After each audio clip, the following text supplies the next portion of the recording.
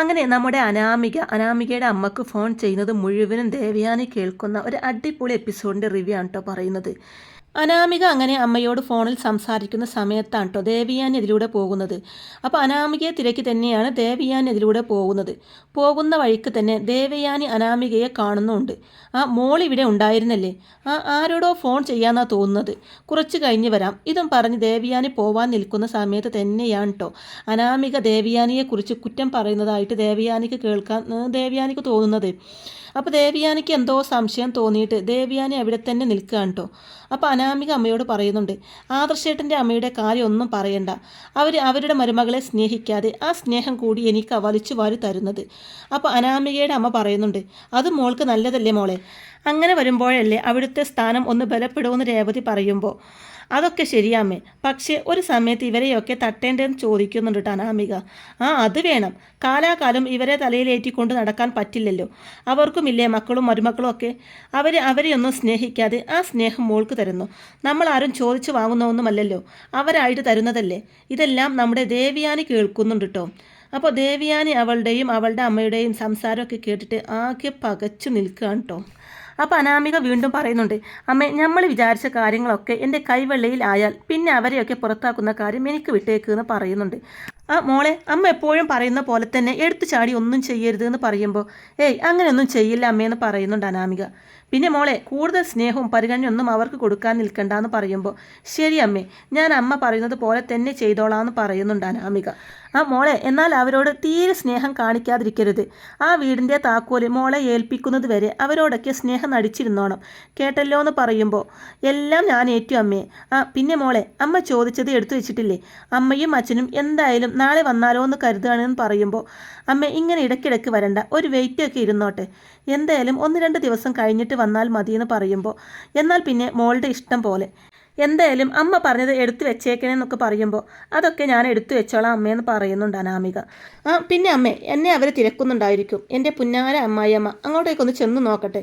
മോളെ, അങ്ങനെയൊന്നും പറയാതെ, അവർ മോളെ ആത്മാർത്ഥമായിട്ട് സ്നേഹിക്കുന്നില്ലേന്ന് ചോദിക്കുമ്പോൾ അങ്ങനെയൊന്നും പറയണ്ട അമ്മേ, ചിലപ്പോൾ ഒരേ ഒരു മകനല്ലേ, അവനെ വിട്ടു പോണ്ടാന്ന് കരുതിയിട്ടാവും എന്നോട് ഇങ്ങനെ സ്നേഹം നടിക്കുന്നത്, എനിക്കത് പലപ്പോഴും തോന്നിയിട്ടുമുണ്ടെന്ന് പറയുന്നുണ്ട് അനാമിക.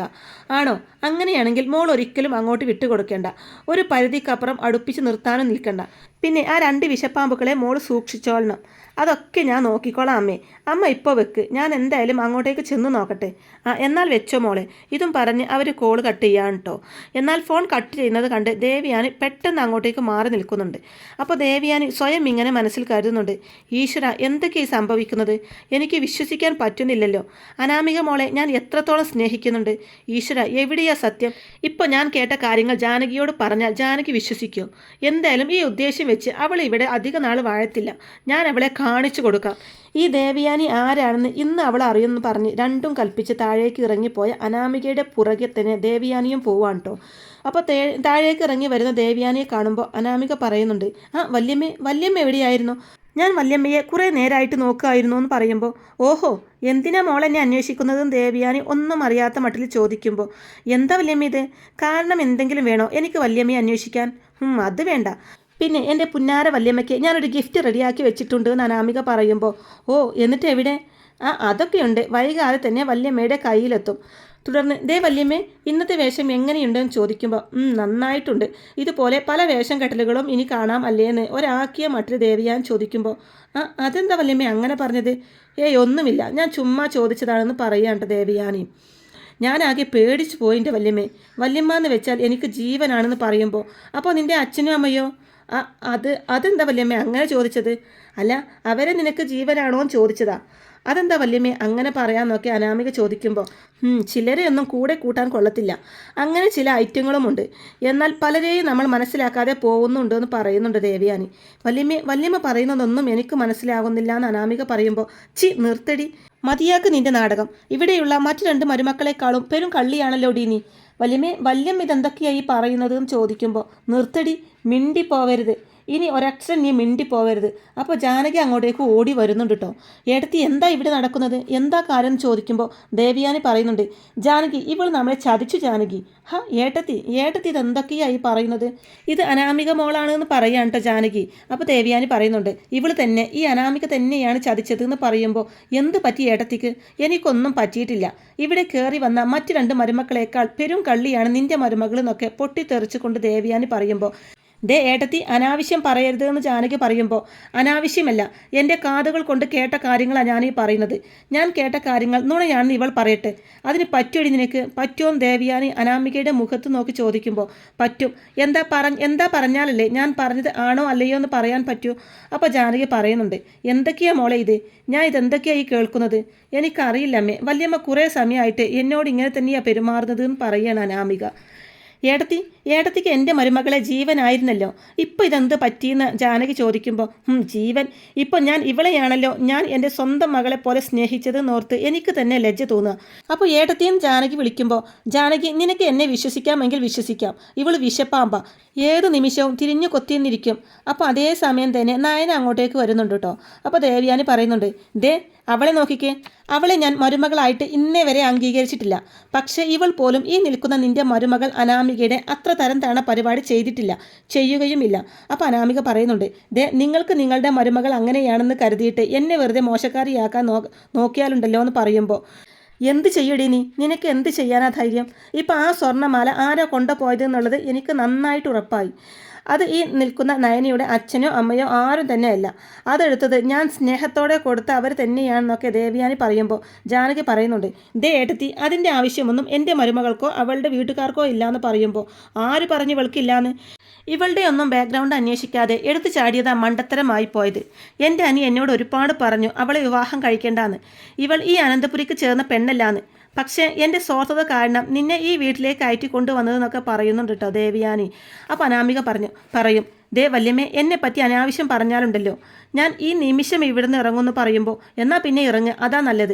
അപ്പോൾ ജാനകി പറയുന്നുണ്ട്, ഏട്ടത്തി ഇനി എൻ്റെ മരുമകൾക്കൊന്നും കൊടുക്കണ്ട. ഇപ്പോൾ ഈ സ്വർണം കൊടുത്തിട്ടാണല്ലോ വലിയ വിഷയമായത്.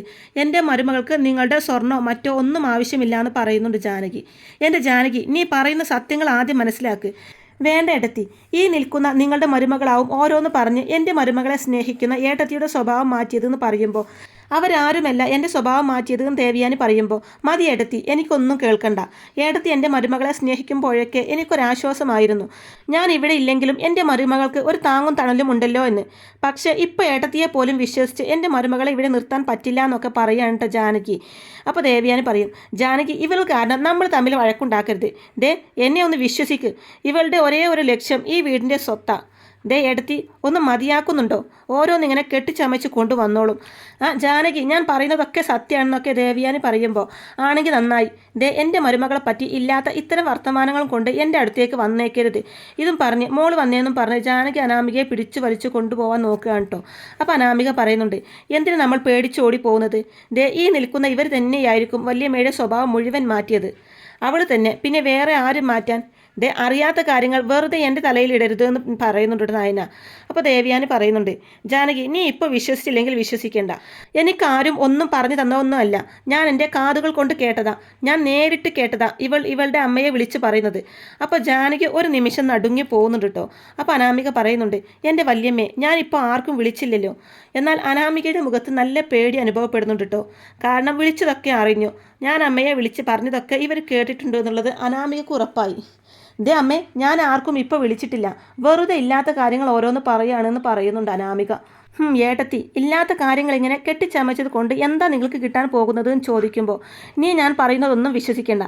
പക്ഷേ നിന്റെ മരുമകളെ മനസ്സിലാക്കുന്ന ഒരു ദിവസം വരും. എന്നാലും ഇവളെ പോലെയുള്ള ഒരുത്തിയെ പെരുങ്കള്ളിയെ ഇനി ഞാൻ ഒരിക്കലും വിശ്വസിക്കില്ല. ഏട്ടത്തി ഒന്ന് മതിയാക്കുന്നുണ്ടോ? ഇല്ലെങ്കിൽ എൻ്റെ മരുമകളെയും കൂട്ടി ഞാൻ ഈ വീട് വിട്ടു പോവുക, കുറച്ച് മനസ്സമാധാനം കിട്ടാൻ. എന്താ ജാനകി ഇങ്ങനെയൊക്കെ പറയുന്നത്? ഞാൻ പറയുന്നത് നീ എന്താ വിശ്വസിക്കാത്തതെന്ന് ദേവയാൻ ചോദിക്കുമ്പോൾ, എനിക്ക് തൽക്കാലം വിശ്വസിക്കാൻ സൗകര്യമില്ല. എനിക്ക് എൻ്റെ മരുമകളെ വിശ്വാസമാണ്. അവളെപ്പറ്റി വേണ്ടാത്തതൊക്കെ പറഞ്ഞാൽ ഞാനത് വെറുതെ കേട്ട് നിൽക്കില്ല. ഇത്രയും കാലം ഏട്ടത്തിക്ക് തന്ന റെസ്പെക്റ്റ് ഇനി എന്നിൽ നിന്നും പ്രതീക്ഷിക്കേണ്ട. വന്നേ മോളെ, എന്തിനതൊക്കെ വെറുതെ കേട്ട് നിൽക്കുന്നത്? ഇതും പറഞ്ഞ് ജാനകി അനാമികയും കൂട്ടി അവിടെ ഒന്ന് പോകുന്നുണ്ട് കേട്ടോ. അപ്പോൾ ഇനി നല്ല കിടുക്കൻ എപ്പിസോഡുകളൊക്കെയാണ് കേട്ടോ വരാനും പോകുന്നത്. ഇവിടുന്ന് അങ്ങോട്ട് നയനിയും ദേവയാനിയും ഒരുമിച്ച് കട്ട സപ്പോർട്ടായിട്ടാണ് കേട്ടോ മുന്നോട്ട് പോകുന്നത്. അപ്പോൾ ഇങ്ങനെയൊക്കെയുള്ള നല്ല കിടുക്കൻ എപ്പിസോഡുകളൊക്കെയാണ് കേട്ടോ ഇനി പത്തരമാറ്റ് സീരിയലിൽ വരാനിരിക്കുന്നത്. അപ്പോൾ ഈ റിവ്യൂ ഇഷ്ടമായിട്ടുണ്ടെങ്കിൽ വീഡിയോ ലൈക്ക് ചെയ്യാനും ചാനൽ കൂടി ഒന്ന് സബ്സ്ക്രൈബ് ചെയ്ത് സപ്പോർട്ട് ചെയ്യാനും മറക്കല്ലേ ഫ്രണ്ട്സ്. താങ്ക്